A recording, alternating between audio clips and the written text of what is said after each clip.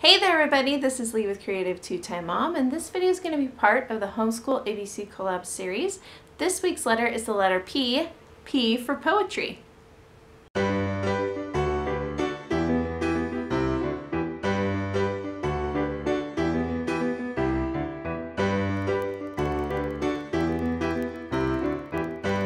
So the Homeschool ABC Collab series is a weekly series of videos related to our homeschool. Each week we take a different letter of the alphabet and we talk about something in our homeschool that pertains to that letter. This week's letter is the letter P, and I'm going to be talking about poetry. So first off, I have to apologize. This video is coming to you about a day and a half late. I don't know what happened. It just seemed like life caught up to us. We had a crazy busy weekend with the boys playing baseball and doing things involved with our church, plus just having fun with our kids this weekend. So I apologize that this video is a little bit late, but I know that you all understand. You all have crazy busy lives like I do. So let's get into our collab video for this week. And this week's letter is the letter P, and I thought I would share with you some of the poetry books that we are reading. Now, a couple weeks ago, I shared with you guys a video of our first poetry tea time, which was kind of originated by Julie Bogart from Brave Writer. It was the first time we had attempted a poetry tea time. So I will leave that video either linked down below or in a card up above so you can check it out. Since then, we have become just absolutely obsessed with poetry, and we have been checking out every possible book from the library. I've been keeping a running list of ideas and suggestions, things that we really like from the library, things that we don't like and we don't plan on ordering again, some things that are good but maybe not quite for my kids' age, and so I want to revisit them in the future. So I thought I would share with you 3 of the books that we currently have checked out from the library and what we think about them, just to give you some ideas of how to use poetry in your home. I know it's always nice to have a recommendation on a book before you purchase it, right? So the first book I want to share with you is Kindergarten Kids, and this is Original Rhymes by Stephanie Clemenson. Riddles, rubuses, I think I'm saying that right, wiggles, giggles, and more. And this one is just a lot of fun. Even my older kids enjoyed it. They're simple, they're a great introduction to poetry, rhymes, they're fun, which to me, since we're just kind of delving into this world of poetry, I'm looking for fun books.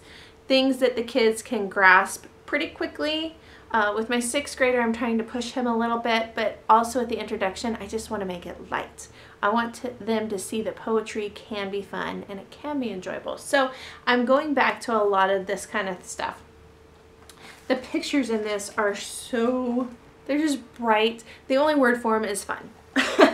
That's just the way it is. And this is kind of a math one. Pizza party. There's a party in the math corner, you're invited. Square box, round pie, triangle slices, I'm not shy. And then it goes to talk about dividing and adding fractions, and it's a great one for integrating into your math.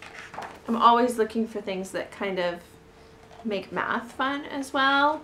Can you wiggle, can you wag? Let's see, I've got a puppy tail, I wag it left and right, what a sight. Just really easy, fun, giggly. 100 words are in this poem, count them. There are 100 legs on a centipede, so this would be a great poem for the 100th day of school. There are 100 cupcakes at our party, 100 ways to celebrate, and there's 100 words in the entire poem. So this has been a fun one, especially for my little guy, since he is in kindergarten this year. He's loving the poems in this, and it makes him feel kind of grown up that he can actually read a lot of these. So we've been enjoying that one. This one, Jack Prelutsky. I don't even know if I'm saying his name right, but you'll know who I mean. Fantastic, fantastic author. This one is called What a Day It Was at School, and this pokes at fun at all the adventurous, encouraging, silly, frustrating things that go on in a day. Even I can relate to this one because it might not be the exact situation of what these kids are experiencing at school, but the emotion is the same. Oh, and this one, I read this one to my kids as I was lecturing them about studying spelling. I wish I had studied harder, and harder has Harrder. And so as you go through it, you see all the words that are misspelled. He's got the phonetic idea, but the words are misspelled. So that's a fun one for talking about spelling, or even maybe having your kids go through and find the misspelled words. A classmate named Tim is my partner in gym. It's clear that I'm no competition for him. Talks about, you know, the anxiety of gym class, but he has a friend, even though his friend is a really great athlete. His friend helps him out. I know how to add. I subtract pretty well. I multiply, I divide, but I cannot do fractions at all. I've tried and I've tried and I've tried. Again, I love poems that use math because math tends to kind of stay in its own box sometimes. So if you can get math out, I'm all for that. The last one I want to share with you is a book that's been put out by National Geographic. It's a book of nature poetry with favorites from Langston Hughes, Naomi Shihab-Nye, Billy Collins, and more. Now, the first thing that is striking about this book, it's absolutely gorgeous. The photography in this book is just stunning. I mean, all of it. This is the nature poetry one. So it's night sky, it's ocean views, it's deserts, it's mountains, it's forests. The lightning, isn't that amazing? I love that lightning photograph. Now this one, we're kind of on the fence about. I feel like it's something that my 6th grader could grasp, but as far as my 4th grader and my kindergartner, they're not quite there. And even with my 6th grader, like I said, I'm still trying to keep it very light, very fun. Probably this would be something that you could do with a middle schooler, but for us, I kind of want to hold off until next fall, maybe even next spring, before I push him with this, because there is some heavy concepts and language and ideas. Not that it's not enjoyable, because for me it is very enjoyable, but I just want to get them to the point where they've had a little bit more life experience before we dig into people like Langston Hughes and Billy Collins. But the photography just pops. I mean, Mount Everest, isn't that stunning?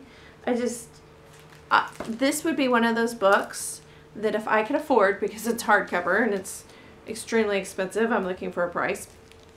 If I could afford this, this would absolutely be something that I would own.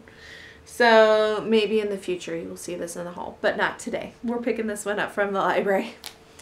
I hope that gives you guys some good ideas for poetry books. Leave me a comment down below if you are doing poetry tea time, or if you enjoy poetry with your kids. What are some of your favorite books? Also, if you get a chance to create a video like this one and join our collab, make sure that you mention this channel and the playlist, and then leave me a comment down below so I can add you to the playlist as well. I hope you guys are having a great week. Hit that subscribe button if you haven't already, and we'll see you next time. Bye, guys.